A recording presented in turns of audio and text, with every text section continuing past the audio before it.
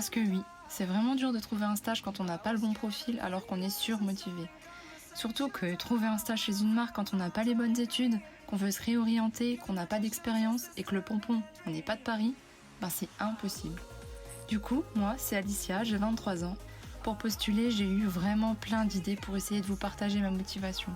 J'avais d'abord pensé à faire un Draw My Life, où j'aurais retracé tout mon parcours. Du coup, j'aurais forcément commencé par vous dessiner, que j'ai toujours été curieuse de tout, que j'adorais l'école. Depuis petite, je rêvais d'être maîtresse. J'aurais aussi dessiné qu'une fois le collège terminé, j'ai décidé de passer un bac, enfin un vrai bac, communication visuelle et plurimédia, et je me suis éclatée. Et c'est là que j'ai appris à utiliser des logiciels comme Photoshop, InDesign, Illustrator.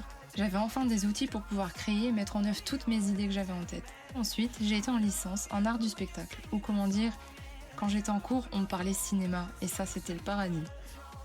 De là, j'ai commencé à filmer toute ma vie, mes voyages, mes soirées, mes amis, ma famille, les spectacles, mes vacances, tout. Et je triais et montais pendant des heures des rushs pour un seul spectateur, moi. Ensuite, j'ai fait une année de licence pro en projet culturel, où j'ai appris à mettre en place des projets, à gérer des budgets, à rechercher des financeurs, des partenariats, préparer la communication, les réseaux sociaux. Après, arrivait l'heure d'arriver en master de l'enseignement, où j'ai dû passer le concours de prof des écoles que j'ai loupé en 2019. Mon premier échec. Et après des semaines de déception, sur un coup de tête, j'ai tout plaqué. Sauf mon mec, puisqu'on est partis ensemble et on a décidé d'aller voyager en Australie. Sans parler un mot d'anglais, évidemment, sinon c'est pas drôle. À part eat, drink, sleep, c'était compliqué. Du coup, on a tenté cette aventure de dingue en commençant par visiter Singapour, en voyageant dans le sud de l'Australie et tout ça au milieu des kangourous.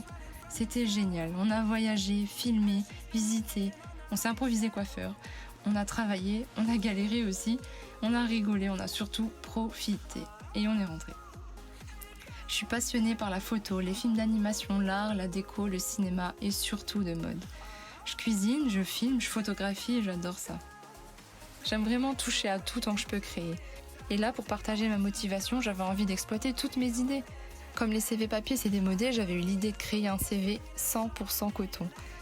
Bon, ok, je l'ai fait. Après ça, j'ai même eu l'idée de créer une cocotte qui pourrait expliquer un peu toute la création du t-shirt et mes idées. Bon, ça aussi je l'ai fait. Et comme niveau t-shirt, les 15 premiers jours d'août, c'est un peu occupé. Du coup, je me suis dit qu'il pouvait pas arriver avant le 16 août. Ça arrivera prochainement dans la boîte aux lettres chez Jennifer. Et du coup, à la rentrée, j'ai décidé de reprendre mes études.